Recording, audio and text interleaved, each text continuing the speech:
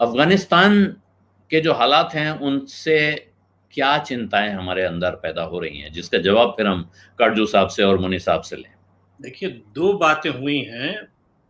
पिछले शुक्रवार से एक तो आप खबरों में सुन ही रहे हैं कि जो नॉर्दर्न फ्रंट था, जिसे आप उत्तरी मोर्चा कह सकते हैं, जिसके ऊपर भारत की भी उम्मीदें थीं और अफ़गान सरकार की भी उम्मीदें टिकी थीं कि कम से कम वहाँ के जो लोग हैं, वहाँ के जो सूबे हैं, वो तालिबान के हाथ में नहीं जाएँगे और पिछली बार ऐसा हुआ भी था।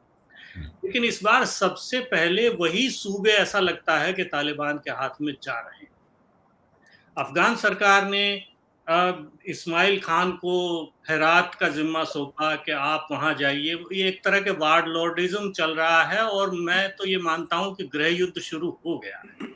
क्योंकि जब जी। सरकार खुद कुछ नहीं कर पा रही है, जब उन्होंने हेरात के लिए इस्माइल खान को भेजा और दोस्तम को बुलाया गया है ख़ास तौर पे क्योंकि उनका जो गढ़ था शबरगान, वो तालिबान के हाथ में चला गया है।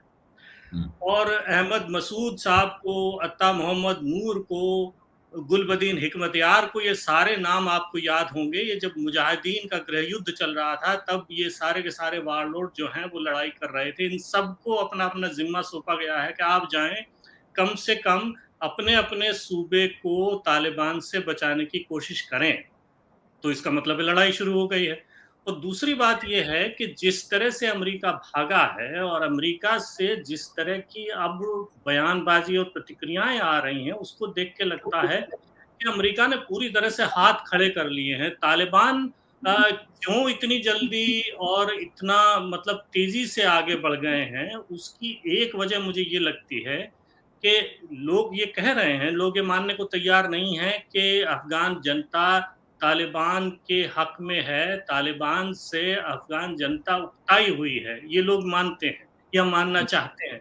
लेकिन असल बात ये है कि जब आप तालिबान की तुलना उनके खिलाफ जो बैठा है अफ़गान सरकार से करेंगे, तो उसको वहाँ एक तरह से अमरीकी जो कि विदेशी सत्ता थी, उसका पिछलग्गू, उसकी पिट्ठू सरकार जैसे कि नजीबुल्लाह की सरकार थी, वैसे ही छवि जो है वो इस वक़्त अशरफ गानी की सरकार की है। तो लोगों को अपनी तरफ करना बड़ा आसान है। दूसरी तरफ जो तालिबान जिस तरह की लड़ाई लड़ रहे हैं, मतलब काफ़ी अत्याचारों की खबरें आ रही हैं। 27 और 30 के आस-पास बच्चे मार दिए गए हैं। 1000 के आस-पास जो सिविलियंस हैं, उनकी डेथ हो गई है। और काफ़ी अत्याचार की दोनों तरफ से खबरें आ रही हैं। जो वॉरलॉर्ड हैं, इनकी लड़ाई में ये लोग भी मार-काट कर रहे हैं और तालिबान तो कर ही रहे हैं, ताकि लोगों में दहशत पैदा हो। तो जहाँ-जहाँ ये लोग जा रहे हैं, घेराव कर रहे हैं, वहाँ-वहाँ दहशत की वजह से लोग तो लोग, जो अफ़गान सरकार की तरफ से लड़ने के लिए वहाँ नुमाइंदे हैं या जो जनरल हैं, वही 1-2 जगह ऐसा हुआ है, वो भाग रहे हैं। तो कुल मिलाकर के स्थिति बहुत खराब है। 2 किताबें आई, एक किताब आई है जिसका मैं ज़िक्र करना चाहूँगा, आप भी करेंगे शायद। क्रेग विटलॉक ने, जो कि वॉशिंगटन पोस्ट के अफ़गानिस्तान और वॉर रिपोर्टर रहे हैं, उन्होंने अफ़गानिस्तान पेपर्स करके उनकी एक किताब अभी-अभी छपी है और ये किताब जो है चौंकाने वाली है।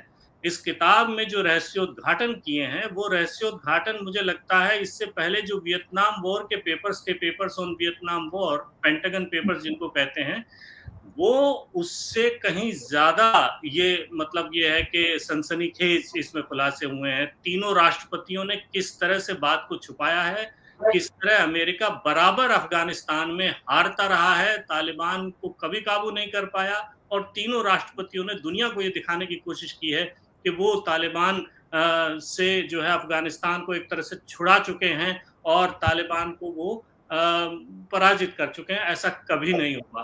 तो ये सारी चीज़ें एक साथ सामने आ रही हैं, इससे मुझे लगता है तालिबान की हिम्मत, जो हौसले हैं, वो और बढ़ गए हैं। तो अब भारत को सोचना ये है कि ऐसी स्थिति में अपने नागरिकों की रक्षा कैसे कर पाएगा और अपने जो हित हैं, उनको कैसे बचा पाएगा। सत्य हिंदी का ऐप डाउनलोड करें गूगल प्ले स्टोर पर।